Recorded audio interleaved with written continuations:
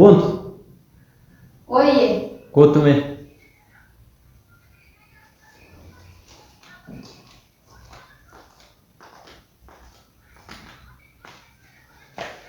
mana barbaad. Akkamati.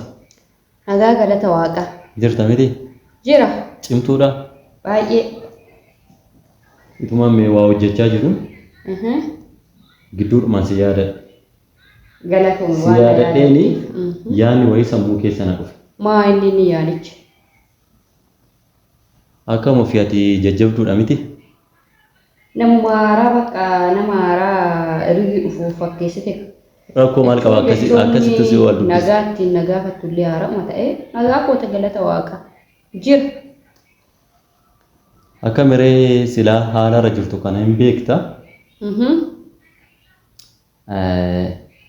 Mee maal yaadda waa'ee keenya gara fuulduraa kana maal yaadaa jirta? Maal yaadaree waan hundumaa waaqayyotu naa yaada. Maa waan yaadda'u tokko hin qabu. Waaqayyo beekadha. Waaqayyo waan hundumaa nuuf yaada. Maal yaada? Maa yaadaan jiru? Haa ta'u gaariidha.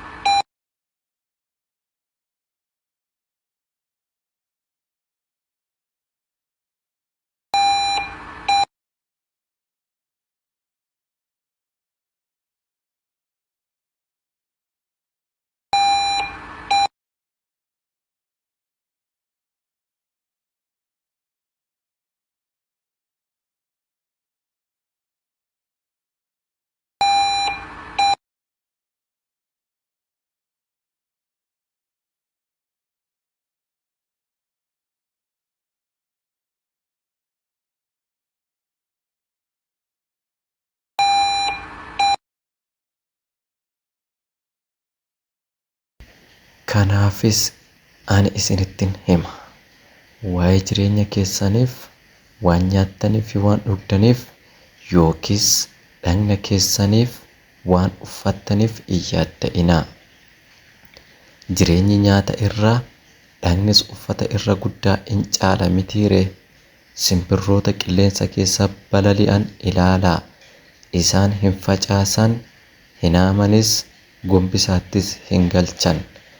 Garuu abbaan keessan inni waaqa irraa isaan in soora. Egaa isin immoo isaan irra guddaa hin caaltaniire. Isin keessaa namni tokko hammam yaadda'ullee bara jireenya isaatitti yeroo gabaabaa dabalachuu kan danda'u jiraare? Waa'ee uffataa immoo maaliif yaadduuf ture? Mee daraaronni bakkee attamitti akka biqilanii guddatan ilaalaa. Isaan hin soqan hin fo'anis. Haa ta'u iyyuu malee Solomoon mootichi inni ulfina guddaa qaba ture illee isaan kana keessaa amma isa tokko akka hin uffatin isinittin hima. Egaa Waaqayyo biqiltuu har'a bakkeetti argamee bor ibiddatti naqamutti akkana bareechee itti uffisa erga ta'ee isinitti guddaa caalchisee hin uffisuure? Isin warra amantiin itti hir'atuudha malee.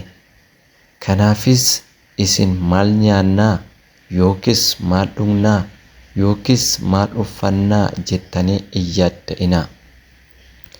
Warri saba Waaqayyoo hin ta'in yaada isaanii isaan kanatti hidhanii jiru'oo. Isaan kun hundinuu isiniif barbaachisoo akka ta'an garuu abbaan keessan inni waaqa irraa hin beeka. Duraan dursitanii yaada keessan mootummaa Waaqayyoo fi qajeelummaa isaa barbaadutti hidhaa. Kana malees kan barbaachisu hundinuu immoo isiniif in kennama. Waa'ee boriifis hin yaadda'inaa. Guyyaan borii ofii isaatiif iyyuu in yaadda'a ta'oo. Rakkinni guyyaa sanaa duwwan iyyuu guyyichaaf in ga'a jedhe.